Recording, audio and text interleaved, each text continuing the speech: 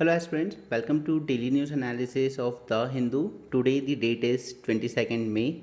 So let's get started. First news is with respect to Booker's Prize. Now see, this is International Booker Prize and जो एक और Booker price है वो different है and दोनों में एक छोटा सा माइनर सा डिफरेंस है. सो पहले इसको देख लेते हैं किन को मिला है. ये मिला है बानू मुश्ताक एंड दीपा भश्ती. ठीक है, क्योंकि ये जो प्राइज़ होता है ये ओरिजिनल जिसने लिखी है उसको तो मिलेगा ही, बट उसके साथ साथ जो ट्रांसलेटर है उसके साथ भी इक्वली शेयर किया जाता है. Okay, the International Bookers Prize. Kannada writer, lawyer and activist Banu Mushtaq. Okay, इन्होंने कुछ पोएम्स लिखी थी. 12 शॉर्ट स्टोरीज़ का कलेक्शन है हार्ट लैम्प, उसको ये अवार्ड मिला है. और इसको ट्रांसलेट किया था दीपा भश्ती ने. तो इन दोनों को ये इक्वली शेयर किया गया है. It is first win for the Kannada and the first time in history of prize that a collection of short stories have been honoured. ठीक है, तो ये कुछ यूनिक है जिस वजह से हम इसको देख भी रहे हैं, अदरवाइज हम देखते भी नहीं. लेकिन यहाँ पे इंटरनेशनल बुकर्स प्राइज़ है, यहाँ पे ट्रांसलेशन अलाउ है. जस्ट अ सेकेंड, क्या हो रहा है ये.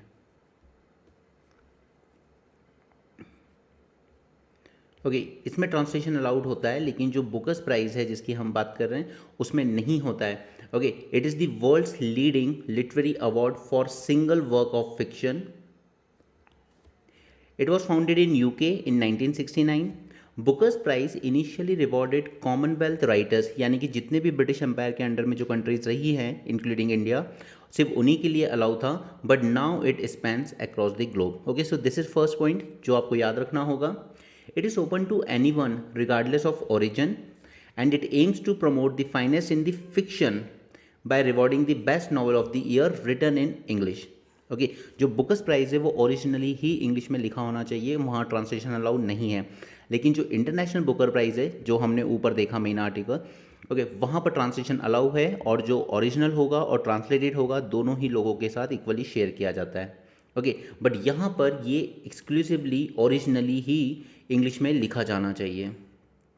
ओके, ये पहला डिफरेंस है. Eligibility, Bookers prize award any novel originally written in English and published in UK and Ireland regardless of the nationality of their author. आप इंडियन हो सकते हो, कोई प्रॉब्लम नहीं है, लेकिन आपकी जो नावल है वो इंग्लिश में लिखी गई होगी और it should be publish in UK और Ireland. The novel must be original work in English and not a translation. Okay, this is the biggest difference between Booker's Prize and International Booker's Prize. It must be published by a registered UK or Irish imprint. Self-published novels are not eligible. Okay, this is again important thing that self-published novels they are not eligible. आपको UK और Irish की ही कहीं जाकर publishing house से publish करानी होगी वो. Okay, वहीं पब्लिश होना ज़रूरी है. बुकर्स प्राइज फाउंडेशन की बात अगर करें तो it is a registered charity establish in 2002. Since then it has been responsible for awarding the Man's Booker prize for fiction and for Man's Booker International prize since its inauguration in 2005. Okay, तो ये दोनों ही काम ये foundation देखता है. बस इतनी सी ही news थी. दोनों में जो थोड़ा सा माइनर सा डिफरेंस है उसको याद रखिएगा. चलिए आगे बढ़ते हैं. अच्छा, मुझे कल आपके साथ एक सेपरेट लेक्चर करना था ऑन वक्फ एक्ट. ओके, वो मैं आपको अपलोड कर दूंगा. और आज भी न्यूज़पेपर में एक मराइन हीट वेव को लेकर इशू आया है. ठीक है, हालांकि उसमें आर्टिकल में कुछ नहीं है, लेकिन मराइन हीट वेव अपने आप में एक बड़ा टॉपिक है जो आपको करना होगा. तो ये मैं आपके साथ सेपरेटली अपलोड कर दूंगा. ठीक है, आज नहीं करेंगे हम ये दोनों ही, इनफैक्ट आज नहीं हो पाएगा, बट ये कल तक अपलोड हो जाएगा. यूट्यूब पे ही आपको एक अलग प्लेलिस्ट मिल जाएगी, न्यूज़ एनालिसिस एक्सटेंशन. ओके, क्योंकि ये चीज़ें रिपीट होती रहती हैं बार बार. Waqf act, marine heat waves and all those things. Okay, तो ये बार बार रिपीट होती रहती हैं, इसलिए हम इनको सेपरेटली ही डिस्कस कर लेंगे तो बेटर रहेगा, ताकि न्यूज़ एनालिसिस में टाइम कम वेस्ट होगा. ओके, तमिलनाडु में गवर्नर और वहाँ की गवर्नमेंट को लेके हमेशा इशू चलता है, mostly over the appointment of vice chancellors. Now you know कि ये जितनी भी स्टेट यूनिवर्सिटीज़ हैं, चाहे वो बंगाल हो, तमिलनाडु हो, केरल हो, इन सब में ये इशू कॉमन रहा कि स्टेट में जो वाइस चांसलर, चांसलर तो खुद हो गए गवर्नर, ठीक है, वो तो कॉन्स्टिट्यूशन ने कह रखा है कि ये चांसलर होंगे, लेकिन वाइस चांसलर को ये अपॉइंट करते हैं। ओके, अब यहाँ पे काफ़ी बायसनेस देखी जा रही है इन टर्म्स ऑफ आइडियोलॉजी, और आपको पता है ये तमिल में द्रविडियन आइडियोलॉजी का क्लैश हमेशा चला रहता है, क्योंकि उनको लगता है कि हिंदी हम पे इम्पोज की जाती है, ठीक है, या जो वैदिक कल्चर है मोस्टली नॉर्थ इंडिया में प्रेवलेंट, वो हम पे इम्पोज किया जाता है। तो यहाँ पर तमिलनाडु की जो गवर्नमेंट थी उसने असेंबली से एक अमेंडमेंट पास कराया था, जिसमें उसने कहा था कि गवर्नर के पास ये पावर अब नहीं रहेगी वाइस चांसलर्स को अपॉइंट करने की। तो मद्रास हाई कोर्ट ने उसको स्टे कर दिया है। Okay, it state the operation of series of amendments carried out by Tamil Nadu Assembly to make state government instead of governor the appointing authority for vice chancellors of various state-run universities. Okay, Tamil Nadu government ने power अपने पास ले ली थी amendment करके, but ये Madras high court ने गिरा दिया है। ओके, सो ये जो एक फ्रिक्शन पॉइंट रहता है हमेशा स्टेट गवर्नमेंट और गवर्नर के बीच में, ये अभी भी ऐसा के ऐसा ही चल रहा है।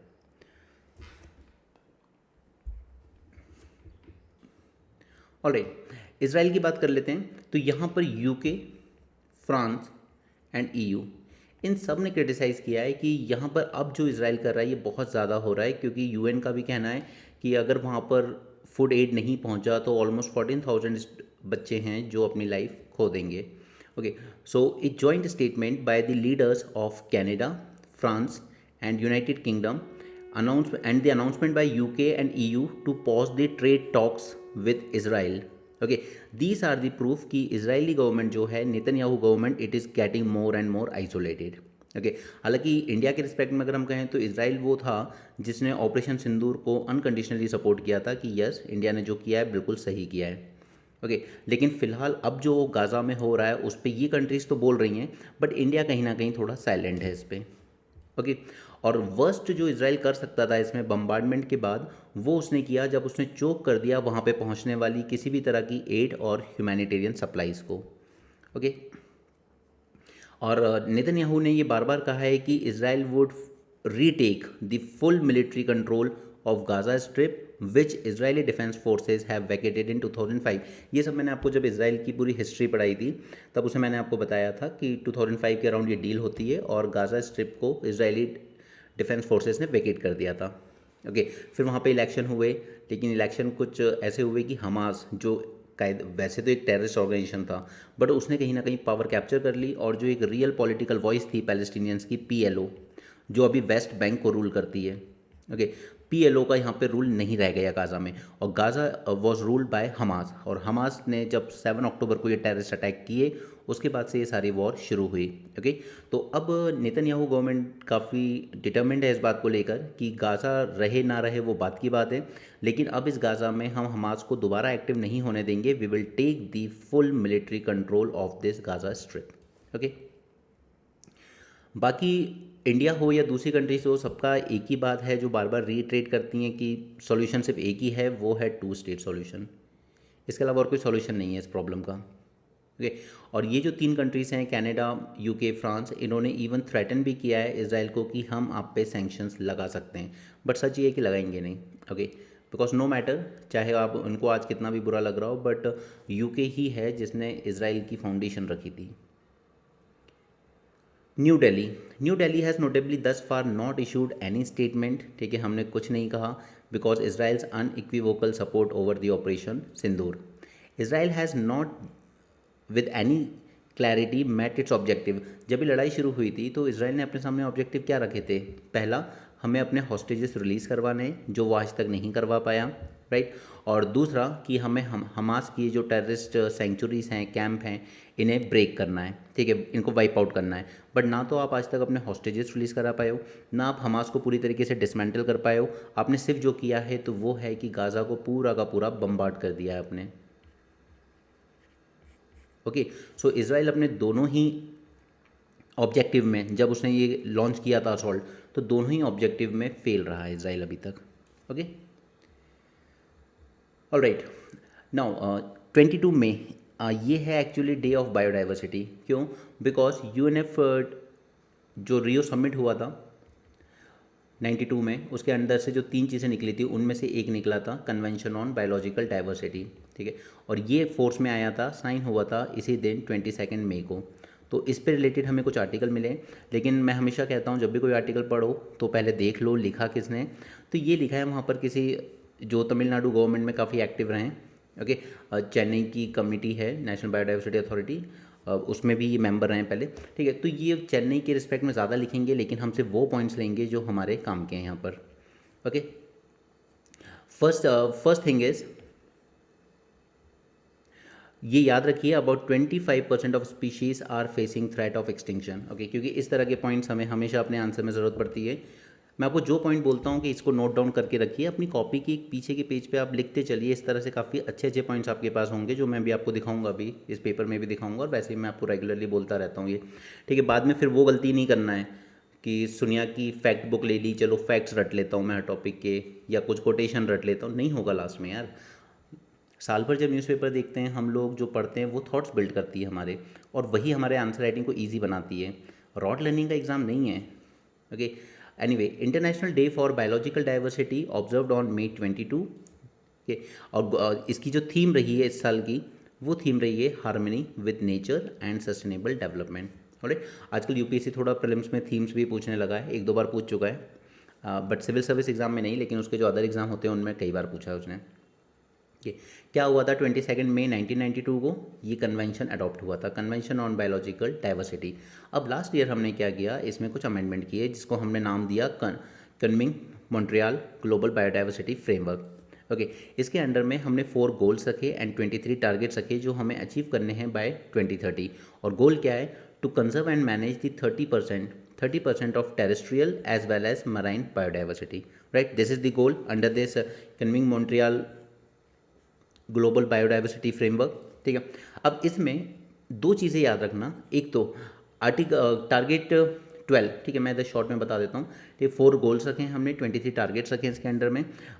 जो हमारा टारगेट 11 है वो किसकी बात कर रहा है, ग्रीन एंड ब्लू स्पेस। अपनी जो सिटीज़ हैं हमारी, उनमें हमें ग्रीन एंड ब्लू स्पेस ज़्यादा अवेलेबल कराना है। ग्रीन मतलब tree plantation, parks and all those things. Blue space means water bodies, wetlands and all. Okay, जबकि जो टारगेट 12 है वो बात करता है कि हमें अपनी सिटीज़ को और ज़्यादा रेजिलिएंट बनाना है, सस्टेनेबल बनाना है। क्लियर, ये 2 टारगेट इसमें से इंपॉर्टेंट है, target 12 and goal 11। Okay, now इस पॉइंट को आप नोट करेंगे अपनी कॉपी में। Almost half of the world population lives in urban areas, a percentage that is expected to rise to 70% by 2050। Okay, take a note of this point. आज world की करीब 50% population urban areas में रह रही है, लेकिन ये बढ़ के 70% हो जाएगी बाय 2050। सो ये और ज़्यादा ज़रूरी हो जाता है कि हम अपनी जो सिटीज़ हैं, जो अर्बन एरियाज़ हैं, उनमें ग्रीनरी एंड ब्लू स्पेस ज़्यादा बढ़ाएं, तभी जाकर हम अपनी सिटीज़ को रेजिलिएंट बना सकते हैं, सस्टेनेबल बना सकते हैं। रेजिलिएंट और सस्टेनेबल बनाने की जब हम बात करें तो किसके अगेंस्ट, यार अगेंस्ट हीट वेव्स। कि ग्रीनरी ना होने की वजह से हीट वेव्स और ज़्यादा आता है, हमारे अर्बन हीट आइलैंड बन जाते हैं, हमारी जो सिटीज़ होती हैं टेम्परेचर इतना ज़्यादा चला जाता है उनमें। राइट, हमारी जो वाटर बॉडीज़ हैं वो पूरी ड्राई अप हो जाती हैं, उस वजह से क्या है कि सिटी को वाटर क्राइसिस फेस करने पड़ते हैं। ऑलराइट, ग्रीनरी नहीं होती है, गर्मी ज़्यादा है, तो आप और ज़्यादा एसी टाइप की, एयर कंडीशनर टाइप की चीज़ें और ज़्यादा यूज़ करनी पड़ती है, और उस वजह से अल्टीमेटली और ज़्यादा ग्रीन हाउस गैस एमिशन होते हैं, और ज़्यादा पोल्यूशन होता है, और फिर वो एक पूरा सर्कल बन जाता है कि गर्मी से बचने के लिए हम जिन चीज़ों का यूज़ कर रहे हैं वही आगे चल के और ज़्यादा गर्मी बढ़ाने में अपना पार्टिसिपेशन करती हैं। Right, so take a note of this point. Half of world population urban areas में रहती है अभी, जो कि बढ़ के 70% हो सकती है बाय 2050। क्लियर, अब अगर हम अपनी सिटीज़ को ग्रीन बनाते हैं, ज़्यादा अच्छा बनाते हैं, तो इससे क्या बेनिफिट हो सकते हैं। फर्स्ट बेनिफिट होगा हमारा हेल्थ को लेकर, क्योंकि ट्रीज़ वगैरह जो होते हैं ये आपको फूड प्रोवाइड करते हैं, फाइबर प्रोवाइड करते हैं, वाटर को लॉस को मिनिमाइज़ करते हैं, अर्बन हीट आइलैंड के होने वाले इफेक्ट को कंट्रोल करते हैं, फ्लड में भी कंट्रोल करते हैं। Right, they control the temperature, pollution abatement, water conservation, carbon sequestration and keeping the carbon dust and suspended particle matter in check. Right, तो ये सारे benefits हमारी health के लिए लेकर आता है जब हम लोग green and blue space बढ़ाते हैं अपनी cities में। Alright, इकोनॉमिक बेनिफिट्स की बात अगर हम करें तो इकोनॉमिक बेनिफिट्स भी यहाँ पर जो हमारी फॉरेस्ट्री है, they provide the mega city trees.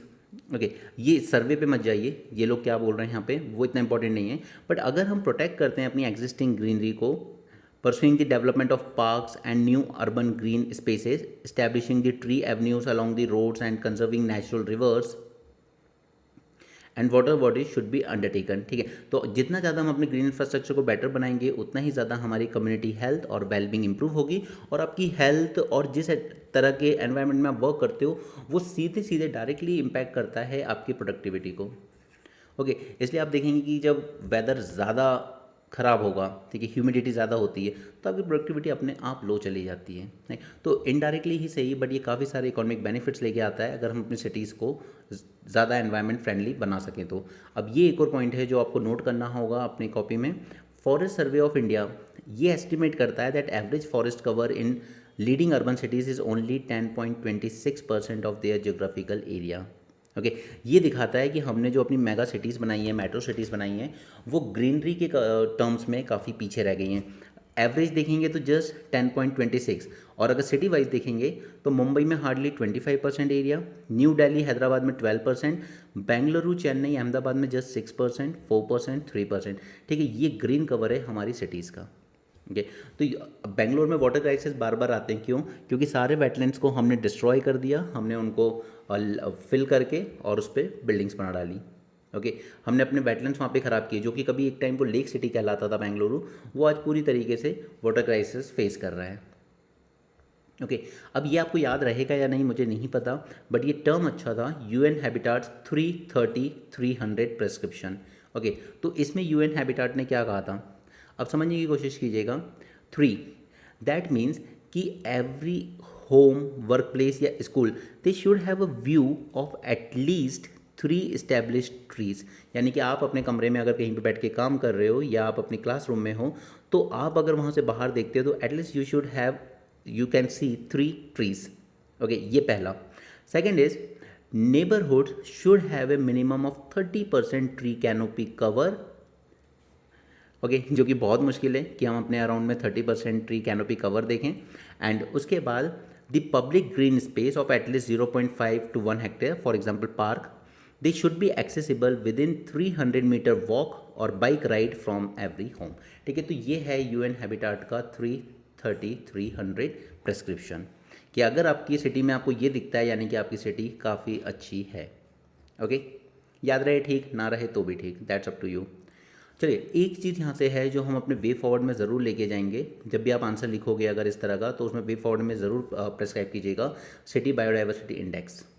Okay, ये प्रिपेयर करना किया भी जाता है कुछ सिटीज़ के लिए, और ये 3 पैरामीटर्स पर बेस्ड है। First is extent of native biodiversity in the city. ठीक है, कि हमारे यहाँ पर नेटिव बायोडाइवर्सिटी कैसी है, वो क्या इकोसिस्टम सर्विसेज प्रोवाइड कर रही हैं हमें, एंड इनको गवर्न करने के लिए वहाँ का गवर्नेंस कैसा है, the level of governance of this biodiversity. ये 3 पैरामीटर्स को लेकर हमें बनाना होगा अपना सिटी बायोडाइवर्सिटी इंडेक्स। अगर हम थोड़ा सा ग्लोबल लेवल पर देखें तो there is a initiative, International Council for Local Environmental Initiative Asia. It has prepared a city biodiversity index using 23 indicators for cities such as Kochi, Gangtok and Nagpur. Okay, अगर हम इस तरह से अपना एक इंडेक्स बना पाएँ, ठीक है, फिर उस पर बेस हम लोग local biodiversity strategy and action plan तैयार कर सकते हैं टू इम्प्रूव दी स्टेटस, कि अगर हमारा स्टेटस पुअर आया है तो हम इन चीज़ों पर फिर वर्क कर सकते हैं। ओके, बट ये वे फॉरवर्ड में सब आपको 1 लाइन में लिखना होगा that we need to prepare a city biodiversity index for every metro cities and based on 3 large parameters. First is native biodiversity, second is ecosystem services provided by them, and third one is level of governance of biodiversity. ठीक है, बस ये इतना सा है जो आपको अपने साथ आगे लेके चलना है, जो आपको आंसर में आगे आप कोट कर सकते हैं। बाकी मैं ये सिर्फ अपने चेन्नई के बारे में बता रहे हैं, we are not interested in learning that. Okay, clear है यहाँ तक? ठीक है, तो हमने कन्विंग मॉन्ट्रियल प्रोटोकॉल के टारगेट 12 एंड टारगेट 11 के बारे में जाना। सेकंड इज़ हमने यहाँ पर हेल्थ बेनिफिट, इकोनॉमिक बेनिफिट्स के बारे में जाना। ये कोटेशन आप लेके चलेंगे, 70% पॉपुलेशन अर्बन में रहेगी आगे चल के, और ये भी आप लिख के चलेंगे अपनी कॉपी में, for a survey of India, कि हमारे यहाँ पर जो ग्रीन कवर है वो काफ़ी कम है। ओके, चलिए, और देखिए ऐसा नहीं कि टॉपिक्स हम बाद में अलग से नहीं करेंगे मेंस के लिए, वो करेंगे, लेकिन अगर हम न्यूज़पेपर्स में ही पढ़े हुए पॉइंट्स को अपने आंसर में इंक्लूड करेंगे तो ज़्यादा अच्छा आंसर बनता है, और फिर एटलीस्ट वहाँ पे आपको रॉट लर्निंग नहीं करनी पड़ती। ये चीज़ें आप पढ़ते आते हो, सुनते आते हो। अब ये सिटी बायोडाइवर्सिटी इंडेक्स आपके दिमाग में रहेगा, ठीक है, तीनों पैरामीटर्स आपको याद रहेंगे, तो जब आप आंसर में लिखोगे तो आपको कुछ एक अलग से नया याद नहीं करना पड़ेगा, यही सेम चीज़ें लिखनी है। Okay, over fishing. Over fishing का थ्रेट बहुत ज़्यादा है, और यही रीज़न है कि हमारे यहाँ पर ये इंडिया और श्रीलंका के जो फिशरमैन बार बार क्लैश करते हैं, उसका एक सबसे बड़ा रीज़न यही है कि इतनी ज़्यादा ओवर फिशिंग हुई है कि यहाँ पर जो फिश स्टॉक था वही डिप्लीट हो गया है काफ़ी हद तक। ओके, और जब मैंने ये टॉपिक आपसे पहले भी डिस्कस किया, मैंने आपको एक वे फॉरवर्ड में बताया था कि हमें एक कोटा सिस्टम लगाने की ज़रूरत है यहाँ पर। ओके, यानी कि एक पर्टिकुलर सिस्टम में हमें बैन कर देना चाहिए कि ये वो सीज़न है जब ब्रीडिंग होगी एंड फिश स्टॉक फिर से रिप्लेनिश होगा। लेकिन अगर आप लगातार लगातार इसमें फ़िशिंग करते रहोगे, अब होता क्या है कि ये नेट लेके जाते हैं बहुत बड़ी ट्रॉलर्स, ओके, उसमें ये जो छोटी छोटी फिशेस भी होती हैं या उनके लार्वा भी होते हैं, ये सब भी कैरी होके आ जाते हैं, फिर ये उसको फेंक देते हैं, लेकिन आपने उनको बड़ा होने ही नहीं दिया, आपने डिस्ट्रॉय कर दिया उनको पहले ही, राइट। सो इसलिए हमें यहाँ पर एक कोटा सिस्टम लाने की ज़रूरत है, और ये चीज़ सिर्फ पाक बे में ही नहीं बल्कि हर जगह पर लागू होती है, क्योंकि इंडिया कहीं ना कहीं अपने फिशिंग ईल्ड के पोटेंशियल तक तो पहुँच चुका है। इसलिए अब हम लोग क्या कर रहे हैं कि ओपन सी में फिशिंग से ज़्यादा एक्वाकल्चर को प्रमोट कर रहे हैं, that is inland fisheries. Clear? The Indian marine fisheries sector has stabilised at around 3 to 4 million tonnes of capture a year. ये हमारी कैपेसिटी है, हर साल 3 to 4 मिलियन टन्स कैप्चर कर रहा है, और ये स्टेबलाइज हो चुका है इसी लिमिट पर, so that we can say that we have reach the maximum potential yield, right. लेकिन अब प्रॉब्लम ये आती है, ठीक है, दिस इज फर्स्ट पॉइंट कि हम अपनी maximum potential yield 3 to 4 million turns तक पहुंच चुके हैं, बट प्रॉब्लम इज इन इनएक्विटी। ठीक है, जो स्मॉल स्केल फिशरमैन है, जो जिनकी पॉपुलेशन ऑलमोस्ट 90% है, अगर आप कैच वाइज देखेंगे तो वो हार्डली 10% फिशेज वो कैच कर पाते हैं out of this 3 to 4 million tonnes. बाकी की 90% वॉल्यूम कौन कैच कर रहा है? These large mechanised fishing operators.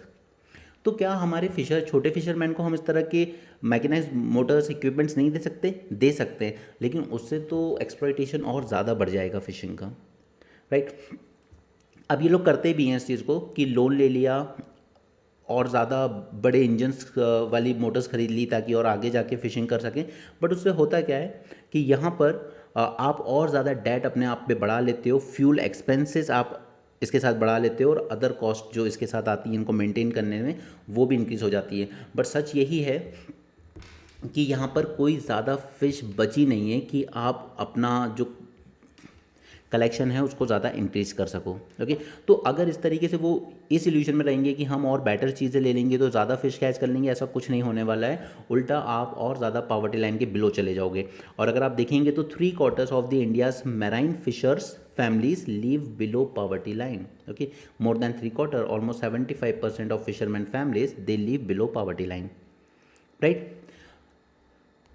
So अब इसके अलावा इकोसिस्टम को किस तरीके से डैमेज कर रहे हैं? This indiscriminate trawling this damage marine biodiversity by degrading the reef and oceanic communities. Coral reef भी मैंने आपको जो बताया इसकी नेट में, ये नेट पूरी सी फ्लोर तक ये लोग बिछाते हैं और पूरा घसीटते हुए ले जाते हैं, उसमें कोरल्स भी आ जाएंगी आपकी, ठीक है, छोटी छोटी जो फिशेस हैं जो अभी बड़ी भी नहीं हुई हैं वो भी उसमें आ जाती हैं। तो आप पूरी की पूरी जो ओशियनिक कम्युनिटी है उसी को डैमेज कर देते हो, आप अंडरमाइन कर देते हो पूरे फूड वेब को, eroding the foundation of the future catches. जब आपने उनको बड़ा ही नहीं होने दिया तो फ्यूचर में क्या कैच करोगे? आपने उन्हें ब्रीडिंग का टाइम ही नहीं दिया, राइट। और मोस्ट इंपॉर्टेंटली दो चीज़ें जो सबसे ज़्यादा डैमेज हुई है इन ट्रॉलर्स की वजह से, वो है एक तो कोरल्स और दूसरा है टर्टल्स। क्योंकि ये जो कैच नेट होती हैं इनकी, ये इनको बाईपास नहीं करती, इनको भी अपने साथ लेती हुई आ जाती है। बाद में फिर ये लोग फिशरमैन उसको कलेक्ट करके फेंक देते हैं। ओके, जब मैं स्मॉलर मैच साइज़ की फिशेस की बात कर रहा हूँ, that means I am talking about the fish जिनका साइज़ लेस दैन 25 मिलीमीटर है। ओके, तो ये दो बड़ी प्रॉब्लम है।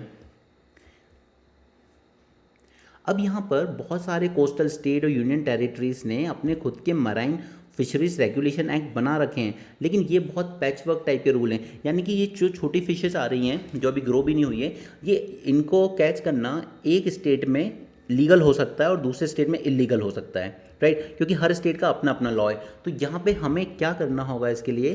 First, we need to harmonize these disparities into a national standard by integrating the scientifically established catch limits, uniform minimum legal size fish का कि आप कितने को कैच कर सकते हो किसको नहीं, फिशिंग गियर पे रिस्ट्रिक्शन लगाने की ज़रूरत है, एंड क्लोज सीज़न यानी कि जब उनका ब्रीडिंग सीज़न होगा उस टाइम पे फिशिंग हमें क्लोज करनी होगी, बैन करनी होगी, ताकि वो ब्रीडिंग तो हो सके उनकी, ताकि आप फ्यूचर में उसको कैच कर सको, right. So these are some steps जो हम लोग अपने वे फॉरवर्ड में यूज़ करेंगे अगर ओवर फिशिंग पे हम कोई टॉपिक लिख रहे हैं।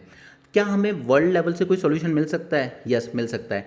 न्यूजीलैंड ने भी यही किया हुआ है, quota management system, okay, and this has shown excellent result by aligning science and policy. तो ये एग्जाम्पल आप अपने दिमाग में याद रखिएगा कि न्यूजीलैंड में ऑलरेडी कोटा मैनेजमेंट सिस्टम है, और इसी को आप कनेक्ट कीजिए कि इंडिया श्रीलंका के जब रिलेशंस की बात आती है, ये जो फिशरमैन है ये क्यों लड़ रहे हैं बार बार? क्योंकि फिश स्टॉक डिप्लीट हो रहा है। तो हमें ज़रूरत है कि हम भी इस तरीके से न्यूजीलैंड की तरह ही यहाँ पर कोटा मैनेजमेंट सिस्टम लेके आएँ, राइट। तो इसको आप दूसरी जगह भी यूज़ कर सकते हो। नेक्स्ट इज ग्लोबल लेवल पर तो ठीक है, पर क्या हमारे खुद के पास इसके कोई सक्सेसफुल एग्जाम्पल हैं? Yes, we have. Kerala has enforce a minimum legal size for threadfin bream, okay. इसके लिए भी इन्होंने, just a second, they have enforce this minimum legal size, ताकि आप ज़्यादा छोटे फिशेस को कैच ना करो कि वो ग्रो ही नहीं हो पा रही हैं, ओके। तो ये एक सक्सेस स्टोरी हमारे इंडिया से भी निकल के आती है other than New Zealand. 2 success story काफ़ी हैं एग्जाम में आंसर में कोट करने के लिए। Reining in the fish meal and fish oil industry is another urgent priority. No, this is the third thing जिसको हमें कंट्रोल करने की ज़रूरत है। ये जो कॉड लिवर ऑयल आता है, फिश ऑयल आता है, या मील आते हैं, ठीक है, इनकी जो इंडस्ट्री है उसको भी कंट्रोल करना ज़रूरी है, और वो चीज़ सिर्फ गवर्नमेंट ही कर सकती है। Capping their fish meal and fish oil quotas, mandating on board release of the juveniles. अगर आप छोटे फिश पकड़ लेते हो तो जैसे ही आपने देखा तो आप उसको ऑन बोर्ड यानी कि वहीं नाव पे से ही तुरंत वापस से रिलीज कर दीजिए, ओके। और redirecting bycatch towards local aquaculture brood stock. और अगर आप गलती से कोई ऐसी चीज़ कैच हो गई है, जैसे कि मान लीजिए टर्टल से ऐसा कुछ, ठीक है, जिसको आप ले आएँ, या कोई और ऐसी फिश जो आपको नहीं चाहिए, तो at least you should redirect them to a local aquaculture brood stock, alright. चलिए, अब इसका ओवरऑल सॉल्यूशन तभी आएगा जब इम्प्लीमेंटेशन टॉप से लेके लोअर लेवल तक होगा, including consumers. So at the national level हम लोग क्या कर सकते हैं? Central government need to optimise the vessel licence. कितने वेसल्स को लाइसेंस देना है? अब हो सकता है कि किसी एरिया में, गवर्नमेंट के पास ये रिपोर्ट है कि किसी एरिया में फिश स्टॉक बहुत तेज़ी से डिप्लीट हो रहा है, तो फिर उस एरिया में हम और नए वेसल्स को लाइसेंस ना दें, ओके। इंफ्रास्ट्रक्चर, फिशरिंग इंफ्रास्ट्रक्चर बिल्ड करने के लिए ग्रांट्स हम लोग देते हैं अंडर मत्स्य योजना, लेकिन उन एरिया से मत दीजिए जहाँ पे ऑलरेडी फिश स्टॉक बहुत तेज़ी से डिप्लीट हो रहा है, ओके। उसमें इंफ्रास्ट्रक्चर ग्रांट्स नहीं देंगे, ओके। फिशरीज पे मिलने वाली किसी भी तरह की सब्सिडी को नहीं दिया जाएगा उस पर्टिकुलर एरिया में जहाँ पर स्टॉक डिप्लीट हो रहा है। स्टेट गवर्नमेंट क्या कर सकती है? अल्टीमेटली तो जो भी रूल्स हम बना लें, पॉलिसी बना लें, बट उसको इम्प्लीमेंट करने का काम तो स्टेट गवर्नमेंट ही कर सकती है। State will need to bolster the enforcement with well equipped patrols and real time reporting tools. इसके अलावा फिशरमैन की जो कोऑपरेटिव्स हैं या विलेज काउंसिल्स है, they should be empowered as co managers of local marine protected areas and breeding sanctuaries. इसके अलावा जो कंज्यूमर्स हैं, चाहे वो अर्बन एरियाज़ के हों, रूरल एरियाज़ के हों, they must wield their buying power. अपनी बाइंग पावर को कंट्रोल करो, ये नहीं कि आप खरीद सकते हो तो आप खरीद ही जाओगे, okay. Choosing only the legally sized sustainable source seafood and refusing offerings that undermine the marine biodiversity. अब ये आपके ऊपर है कि आप ऐसे छोटे साइज़ की मछलियाँ लो ही मत जो आपको लगता है कि ये सही नहीं है, बट फिर उतनी अवेयरनेस है भी कहाँ कंज्यूमर में, ओके। तो यहाँ से हमने जो पॉइंट्स हमारे काम के थे हमने वो हाईलाइट किए, ओके। ये बकवास है, ये लोग भेज रहे हैं अपना कोई डेलीगेशन वर्ल्ड ओवर अलग अलग कंट्रीज़ में, but actually what I personally believe is this are just the tactics to divert the attention. क्योंकि गवर्नमेंट से क्वेश्चन किए जा रहे हैं कि आप ये बताइए कि हमारे कितने राफेल यहाँ पर डिस्ट्रॉय हुए, और अगर एक भी नहीं हुआ तो वो बताइए, बट गवर्नमेंट इस तरह के किसी भी क्वेश्चन को आंसर नहीं कर रही है, राइट। बल्कि ये एक तरह की चीज़ें ले आएँ कि पार्लियामेंट के अलग अलग पार्टी के सांसदों को हम भेजेंगे वर्ल्ड के सामने अपना पक्ष रखने के लिए कि इसमें हमने क्या किया ऑपरेशन सिंदूर में। और अगर आपको पार्लियामेंटेरियंस को ही भेजना है इन चीज़ों में, तो फिर आपकी इतनी सारी embassies, foreign service officers, diplomats, ये सब किस काम के हैं? Okay, so this is sheer wastage of public money, tax payer money, simple. Should water be use as a weapon, Indus water treaty को लेकर है। अब अभी तक हमने इंडस वाटर ट्रीटी में क्या पढ़ा? अभी तक हमने जितना पढ़ा है कि इसको ब्रोकर किसने कराया था? वर्ल्ड बैंक ने। ओके, तीन तीन reverse, that is Sutlej, Beas and Ravi, ये तीन इंडिया के पास आई।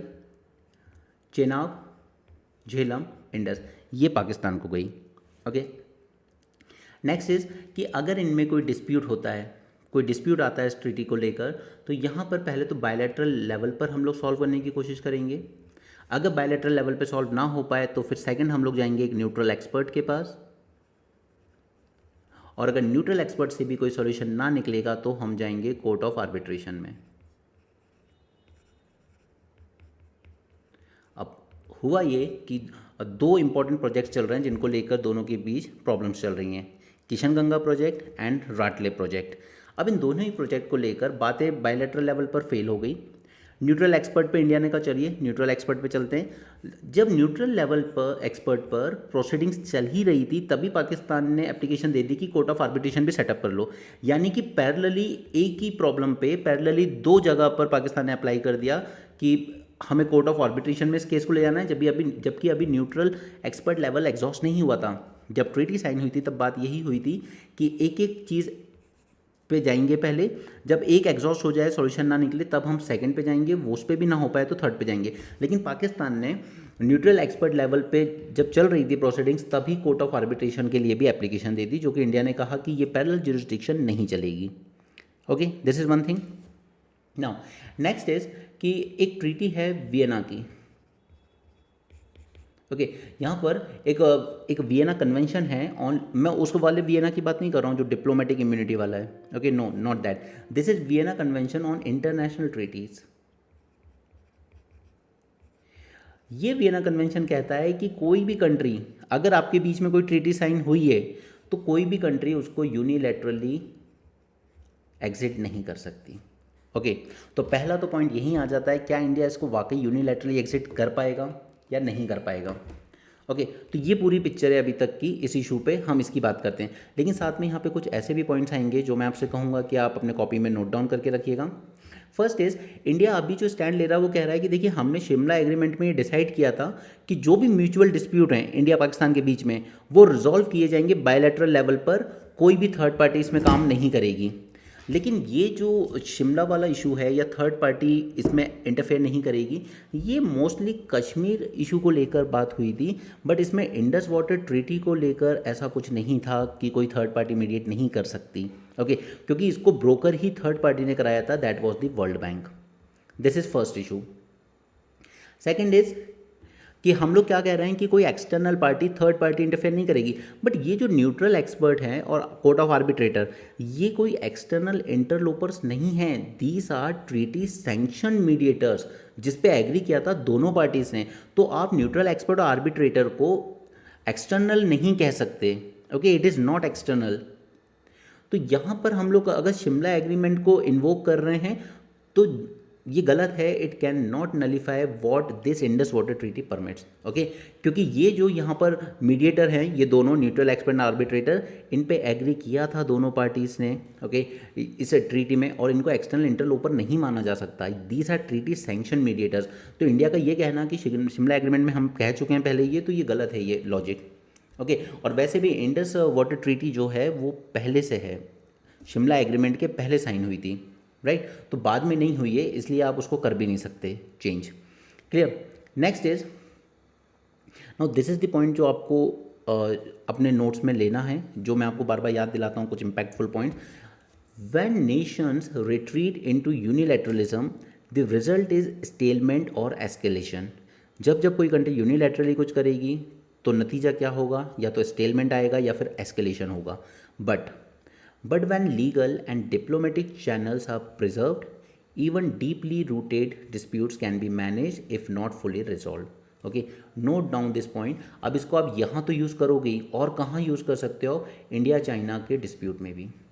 क्या करता है चाइना बार बार कि यूनिलैटरली हमारे अरुणाचल प्रदेश के कुछ जगहों के नाम बदल देगा, कहीं लद्दाख की कुछ जगहों के नाम बदल देगा। तो ये सब क्या है, ये यूनिलैटरल एक्शन है उसके, ठीक है। तो इस तरह के जो यूनिलैटरल एक्शंस होंगे it can only lead to relation stalemate और एस्केलेशन।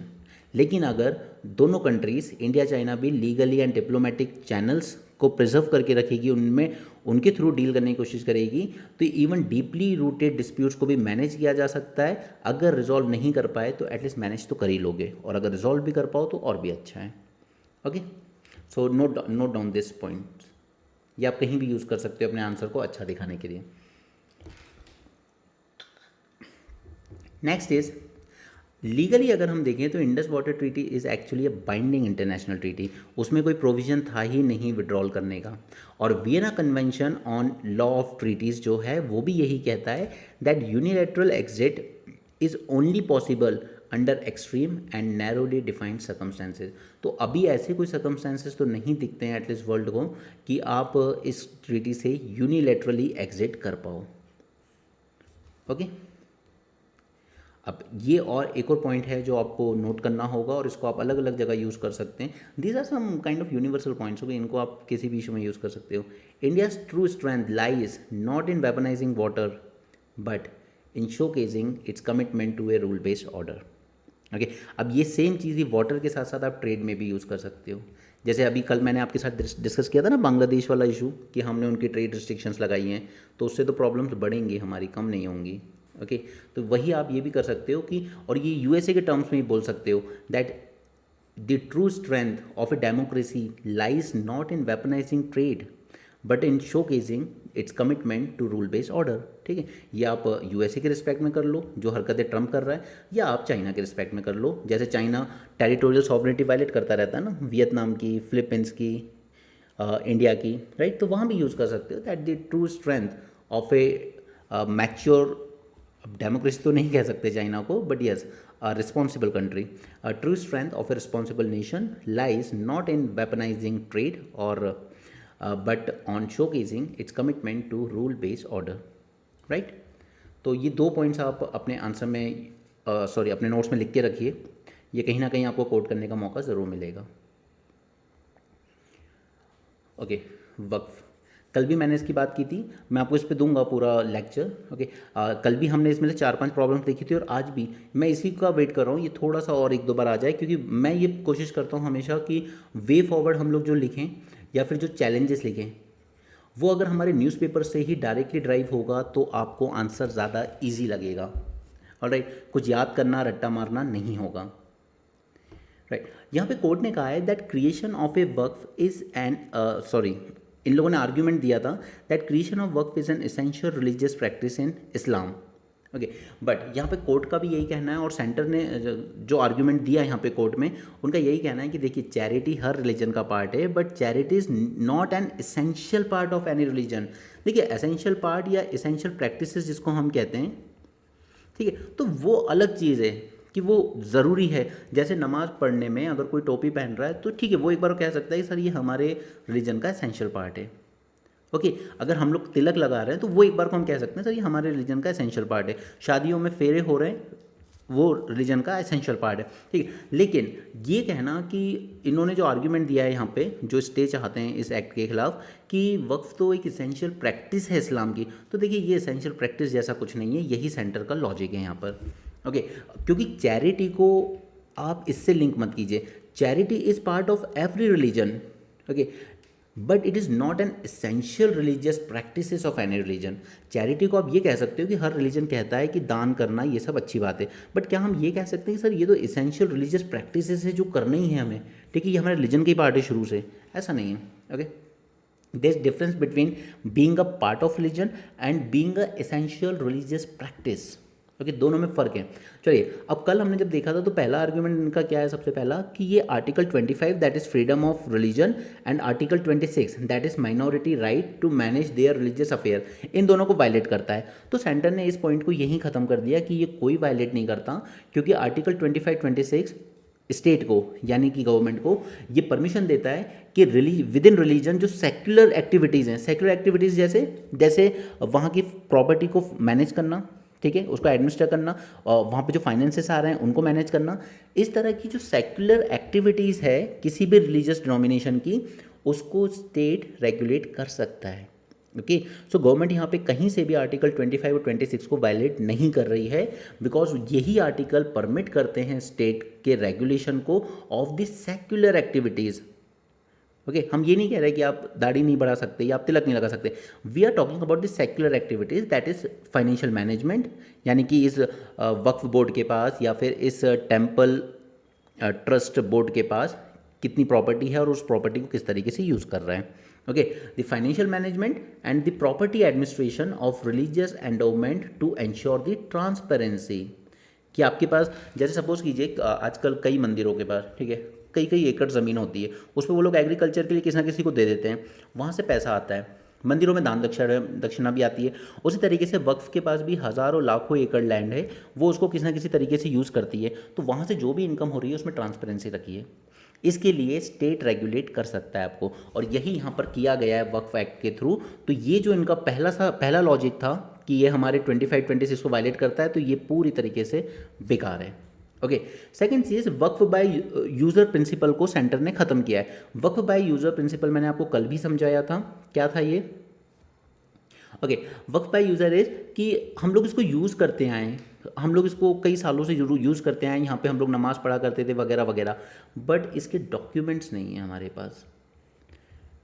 ओके, लेकिन पहले प्रोविज़न ये था वक्फ एक्ट में कि चलिए ठीक है, आप यूज़ कर रहे हो ना, तो हमने मान लिया कि आपकी प्रॉपर्टी है, डॉक्यूमेंट्स नहीं भी हैं तो कोई दिक्कत नहीं। लेकिन अब जो सरकार ने अमेंडमेंट किया उसने कहा नो, ये प्रिंसिपल तो ख़त्म हो गया, वक्फ बाय यूज़र इनवैलिडेट कर दिया हमने इस प्रिंसिपल को। डॉक्यूमेंट्स लेके आइए और प्रूफ कीजिए कि ये प्रॉपर्टी जो है ये वक्फ की प्रॉपर्टी है। Okay, this law has it has invalidated by this law. Okay, यहाँ पे ये बात, अब जब तक आप डॉक्यूमेंट नहीं प्रोवाइड करेंगे ये प्रॉपर्टी डिस्प्यूटेड मानी जाएगी, और मैंने कल भी बताया था जब तक ये प्रॉपर्टी डिस्प्यूटेड रहेगी तब तक ये गवर्नमेंट के कंट्रोल में रहेगी। ओके, क्योंकि ये जो प्रिंसिपल था इस वक्फ एक्ट में, इसको ख़त्म कर दिया गया है, वक्फ बाय यूज़र प्रिंसिपल। क्लियर? और गवर्नमेंट ने लॉजिक ये भी दिया है कि देखिए ऐसा नहीं है कि ये क्या था, ये पूरा एक लेजिस्लेटिव लॉ था, ठीक है, जो लेके आई थी पुरानी गवर्नमेंट, वक्फ एक्ट, तो लेजिस्लेचर के थ्रू ही हमने इसमें चेंजेस कर दिए। What's the problem? हमने हिंदू धर्म में भी चेंज किए हैं, जैसे हमने डिलीट किया एक प्रोविजन कॉल्ड एज हेरिडिटरी अर्चकाज। ये क्या हुआ करते थे? हेरिडिटरी ट्रस्टीज, यानी कि एक टेम्पल में एक पंडित फैमिली बैठी हुई है, ठीक है, जो कि जनरली 90% तो यही सच है। ओके, जो पंडित फैमिली मंदिर में आज मैनेज कर रही है उसकी सारी अगली जनरेशन भी मैनेज करेंगी, ठीक है, तो इसी को कहा जाता था अर्चकास। तो ये हेरिडिटरी प्रिंसिपल डिलीट किया गया कि नो, आगे चल के वो पंडित भी उसमें बैठ सकता है या बन सकता है जिसके पास वो ज्ञान होगा। अगर आज जो बैठे हैं उनकी अगली पीढ़ी को रिलीजन का कोई ज्ञान ही नहीं है, ठीक है, कोई नॉलेज ही नहीं है रिलीजन का, तो फिर आप क्यों बैठोगे वहाँ? तो ये जो प्रिंसिपल था अर्चकास, ये डिलीट करा। तो उसी तरीके से वक्फ में भी लेजिस्लेटिव लॉ के थ्रू कुछ बनाया गया था, तो हमने उसको लेजिस्लेटिव एक्शन से ही चेंज कर दिया।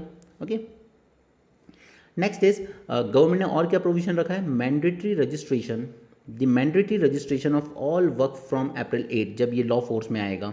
Okay, and prospective denial of the creation of new auqaf. Auqaf means मतलब इसी का प्लूरल फॉर्म है वक्फ का। आप जो न्यू वक्फ सेटअप करोगे वो इस प्रिंसिपल पे सेट नहीं हो सकते अब, वक्फ बाय यूज़र। ओके, ये गवर्नमेंट ने मना कर दिया है। अगर न्यू सेटअप करने हैं तो विद डॉक्यूमेंट प्रॉपर तरीके से यूज़ कीजिएगा।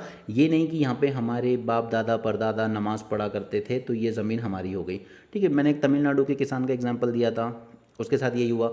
बिहार के एक गाँव में जाके वक्फ ने दावा कर दिया कि ये पूरा गाँव ही वक्फ की प्रॉपर्टी है, तो ऐसा नहीं चलेगा, ठीक है। ये प्रिंसिपल पे बेस्ड आप कोई नया अकफ डेवलप नहीं कर सकते, सेटअप नहीं कर सकते।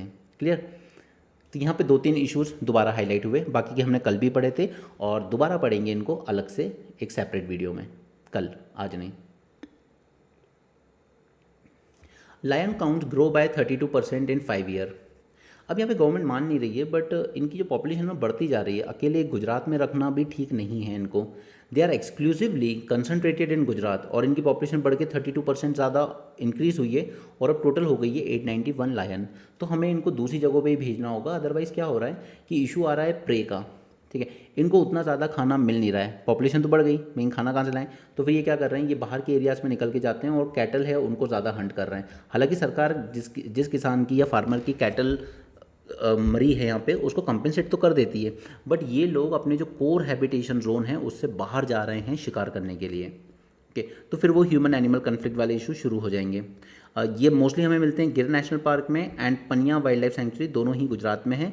देर is a continuing trend of lion expanding into more parts of Gujarat. अब इसके लिए एक बार बीच में बात की गई थी कि कुनो नेशनल पार्क जो है मध्य प्रदेश में, इसमें ट्रांसलोकेट किया जाए। ठीक है, चीता का प्रोजेक्ट भी हमने वहीं पे चलाया है, अभी जो चीता लेके आए थे नमीबिया साउथ अफ्रीका से। ठीक है, तो वहीं पे इनके लिए एक नया हैबिटाट बनाया जाए लायंस का। लेकिन ये आइडिया उनको पसंद नहीं आया गुजरात वालों को, क्योंकि उनको ये लगता है कि लायन तो हमारी पहचान है गुजरात की, तो हम किसी और स्टेट में नहीं चाहते। आप चाहो तो गुजरात में ही इनके लिए न्यू हैबिटेशन होम बना सकते हो विद इन गुजरात। और प्राइम मिनिस्टर मोदी का भी यही कहना था, तो उन्होंने भी प्रोजेक्ट लायन को सैंक्शन किया विद 2900 करोड़ रुपीज़, और उन्होंने भी यही कहा कि ठीक है न्यू हैबिटेशन बना लो but within Gujarat. Okay, Gujarat don't want to share it. Okay, navy recreate stitch ships based on 5th century Ajanta painting. अब देखिए, जब पहले नेल्स वगैरह नहीं आए थे, ठीक है, वेल्डिंग कल्चर नहीं आया था, तब शिप क्या करती थी, ये लोग अपने आप को टाई करते थे नॉट से। मतलब आप ये समझ लीजिए कोकोनट के जो हेयर्स होते हैं उनसे एक रोप बनती थी, और वो रोप्स के थ्रू ही यहाँ पे नॉट को टाई अप करते थे। ठीक है, या फिर जो आपने आजकल बच्चों के टॉयज़ वगैरह में देखा होगा ना, इस तरह से जैसे 2 स्टिक्स हैं। ओके, इसके पीछे भी अगर सपोज एक और स्ट्रिप है वुडन, तो फिर दोनों में से यहाँ से एक वुडन स्ट्रिप को पेनिट्रेट किया जाएगा इन दोनों को लॉक करने के लिए। राइट, इसी को, ये पहले भी न्यूज़ में रहा था, इसी को कहते थे तनख्वाह सिस्टम, TANKA, तनख्वाह सिस्टम। ठीक है, पुरानी जो शिप्स बनाई जाती थी एंशियंट टाइम में, उन्हें इसी मेथड से बनाया जाता था, या तो स्टिच करके या फिर तनख्वाह मेथड से, यानी कि ऐसे 2 ब्लॉक को ज्वाइन करने के लिए एक पतली सी ब्लॉक की तैयार की कील के साइज़ की और उसको ज्वाइन कर दिया। राइट, तो यहाँ पे नेवी ने इसी तरीके से पुरानी 5th सेंचुरी की टेक्नोलॉजी मेथड को यूज़ करते हुए एक स्टिच शिप बनाई है यहाँ पर। इसमें नेल्स का यूज़ नहीं हुआ है, कील का। Okay, Bharat biotech complete the oral cholera vaccine. तो बस कॉलेरा वैक्सीन है, इसका नाम याद रख लीजिए, हिलकोल। ठीक है, ओरल कॉलेरा वैक्सीन हिलकोल। कई बार ये वैक्सीन के नाम से मैच द फॉलोइंग में पूछे जाते हैं प्रीलिम्स में कि कौन सी वैक्सीन किस दवाई के लिए यूज़ हो रही है। ट्रम्प इज़ लाइक अ बुली। जैसे आप कॉलेज स्कूल वगैरह में देखते हो ना, एक आदमी जो सामने कुछ नहीं बोलेगा, वो सबके सामने इंसल्ट करता है। तो यहाँ पर साउथ अफ्रीका के प्रेसिडेंट हुए थे, वहाँ पे उन्होंने वो वीडियो ही प्ले कर दिया कि देखिए आपकी कंट्री में इस वक्त जो वाइट लोग हैं, ठीक है, वाइट फार्मर्स, उनके अगेंस्ट एक तरह का जेनोसाइड चल रहा है। ये बातें पहले प्राइम मिनिस्टर और प्रेसिडेंट्स लोग आपस में करते थे बंद कमरे में। ये भाई साहब पूरे प्रूफ लेके, प्रिंट और वीडियोस लेके ये पूरे मीडिया के सामने चलाते हैं। जेलेंस्की के साथ भी इन्होंने ऑलमोस्ट 1 to 1 बहस शुरू हो गई थी, आर्ग्यूमेंट्स हो रहे थे दोनों के बीच पूरे कैमरामैन के सामने, और यही कल हुआ है साउथ अफ्रीका के प्रेसिडेंट के साथ। Playing him a video that he claimed prove genocide is being committed against the white people driving farmers to flee to the US। और साउथ अफ्रीका से जो जितने वाइट फार्मर्स हैं वो लोग भागकर अमेरिका की तरफ आ रहे हैं। Okay, so this man Trump, you can call him good और bad, but I think he is one person जैसा लीडर शायद हर कंट्री चाहती है। बिकॉज इसका एक चीज़ बहुत सिंपल है, अमेरिकन इंटरेस्ट फर्स्ट। ओके, अपने देश के लिए सबसे पहले सोचता है, बाकी सब बात की बात है। एनीवे, चाइना पाकिस्तान ने वही किया जिसका हमें काफ़ी टाइम से डर था, that they can invite Afghanistan to join the CPEC। Okay, अब CPEC प्रोजेक्ट के साथ इंडिया की प्रॉब्लम यह है कि ये POK से पास होता है, first thing. And second thing is कि हम पाकिस्तान को आइसोलेट रखना चाहते हैं। ठीक है, अफगानिस्तान के साथ हम अच्छे रिलेशन बनाना चाहते हैं, क्योंकि हमें ऑब्वियसली सेंट्रल एशिया तक एक्सेस चाहिए। ठीक है, हमने ईरान से भी जो रूट तैयार किया तो जाता तो अफगानिस्तान से ही है, और ये सबसे आखिरी चीज़ होगी जो शायद इंडिया कभी चाहेगा कि अफगानिस्तान चाइना और पाकिस्तान के अलायंस के और क्लोज आए। ओके, बट इन्होंने ये ट्राइलेटरल कोऑपरेशन के लिए बात किया है, और यहाँ पे इन्होंने डिसाइड किया है that they will include Afghanistan into CPEC project, जो कि POK से पास होता है। ओके, ये बाकी तो स्पोर्ट्स न्यूज़ है, ये सब कोई काम का नहीं है। मराइन हीट वेव्स पे मैं आपको सेपरेट लेक्चर दूंगा कल। ओके, हम इसको एक ही बार में तैयार कर लेंगे पूरा मेंस के पॉइंट ऑफ व्यू से। अगर कभी 10 और 15 मार्कर में आ गया तो हम लोग उसको हैंडल कर लेंगे। ओके, ये एक पॉइंट है जो आपको अपने नोट्स में लिख लेना। देखिए एक ना डेटा शीट बना लीजिए, डेटा शीट कह लीजिए या फैक्ट्स कह लीजिए या फिर कोटेशन कोट्स कह लीजिए, जो आपके आंसर को बहुत इंपैक्टफुल बनाएंगे। एक पतली सी कॉपी बना लीजिए, इसमें इस तरह के पॉइंट्स लिखिए, इस तरह के स्टेटमेंट्स लिखिए जो आपके आंसर को बहुत इंपैक्टफुल बनाएंगे। इन 23-24 world suffered A devastating coral bleaching event during which 84% of world's reef spanning 83 countries and territories were affected। Okay, ये पॉइंट आपके किसी भी कोरल पे कहीं भी कोई आंसर क्वेश्चन आया या क्लाइमेट चेंज पर कुछ आया या इकोसिस्टम, मराइन इकोसिस्टम, बायोडाइवर्सिटी को लेकर आया तो उसमें ये कोट करना होगा, क्योंकि ये जो 23-24 का इवेंट था कोरल ब्लीचिंग का, it was the most devastating, जिसने डिस्ट्रॉय कर दिया था करीब 84% of world's reef across 83 countries and territories. Okay, तो ये इस तरह की एक पतली सी शीट बना लीजिए, कॉपी बना लीजिए, हार्डली लेस देन 100 पेजेस पर इतना ही आएगा। पूरे साल भी न्यूज़पेपर पढ़ोगे ना तो इतने ही पॉइंट्स मिलेंगे, लेकिन इतने अच्छे मिलेंगे जो आपके आंसर को एक मैच्योरिटी देंगे। ओके, और आर्टिकल में है क्या, तो यहाँ पे सिर्फ इन्होंने ये कहा कि जैसे ह्यूमंस अडेप्ट कर लेते हैं अपने आप को, ह्यूमंस ही क्या, प्लांट्स, एनिमल्स सब अडेप्ट करते हैं, उसी तरीके से यहाँ पर एक एडल्ट क्लोन फिश के बारे में इन्होंने स्टडी किया था, that it can shrink, it can regrow and even synchronise these changes with their partners using body size as a flexible tool to survive the stress of the water. Okay, तो यहाँ climate change हो रहा है हमारा, but उनके साथ साथ ही ability भी चेंज हो रही है सभी लिविंग ऑर्गेनिजम्स की, and they are trying to adapt to the changing climate. Okay, so that's it for this session I think. Okay, आपको ये 2 वीडियोस मिल जाएंगे कल वर्क फैक्ट पे, मैं एक बार में पूरा एक्सप्लेन कर दूंगा, and I will try my best to keep these points only जो हम लोगों ने कल और आज के न्यूज़ एनालिसिस में देखे, ताकि आपको कुछ नया ना लगे। ओके, और दूसरा मैराइन हीट वेव्स पे हम लोग कवर कर लेंगे इसको, ठीक है, जितना सिंपल हम रख पाएंगे उतना रखेंगे। Okay, so that's it for this session, thanks for joining, have a great day and keep learning.